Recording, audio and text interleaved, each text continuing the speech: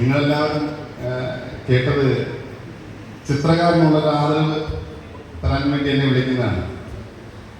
അതിനുമുമ്പ് ഞാൻ വന്നൊരു കവിത ചൊല്ലിയായിരുന്നു.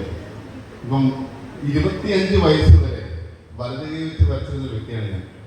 25 വയസ്സിൽ ടിപ്പർ വന്ന് എൻ്റെ വലത് കൈ എടുത്തുകൊണ്ട് പോയി. പിന്നീട് ഹോസ്പിറ്റലിൽ വെച്ച് പരിശീലിച്ചെടുത്താണ് ഇപ്പോൾ ഇവിടെ ഇത്രയും ഞാൻ കുട്ടിക്കാലം മുതലേ ആദരിക്കുകയും സ്നേഹിക്കുകയും ബഹുമാനിക്കുകയും ചേരുന്ന മാണിക്യ മുത്തുകൾ, ഓരോരുത്തരെയും പേരെടുത്ത് പറയുന്നില്ല, മാണിക്യ മുത്തുകളുടെ അടുത്ത് ഇവിടെ ഈ വേദിയിൽ വന്നിരിക്കാൻ വരെ ദൈവനെ അനുഗ്രഹിച്ചു.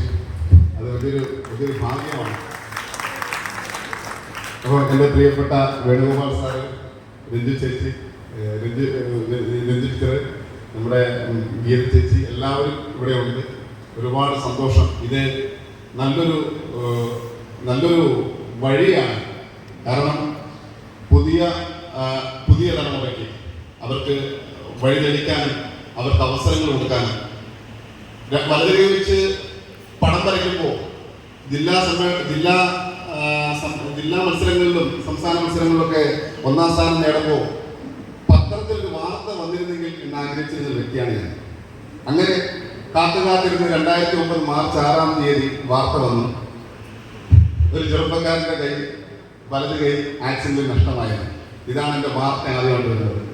അവിടെ നിന്നോട്ട് പക്ഷേ മാറ്റങ്ങളായിരുന്നു. ഇടത് കൈ വെച്ച് കളം വരയ്ക്കുന്നതും വരയ്ക്കുന്നതും കവിതകൾ എഴുതുന്നതും എല്ലാം കൂടെയായിട്ട് മലയാളത്തിലെ മിക്ക ചാനലുകളിലും പത്രങ്ങളിലും എല്ലാം എൻ്റെ വാർത്ത വന്നു. അതോടൊപ്പം അതിനേക്കാൾ ശ്രേഷ്ഠമായിട്ട് പറയേണ്ടത് ഇതുപോലൊരു വേദി എനിക്ക് കിട്ടിയിട്ടില്ല കേട്ടോ. ഇതുവരെ ഇത്രയും വിശിഷ്ടമായൊരു വേദി എനിക്ക് കിട്ടിയിട്ടില്ല.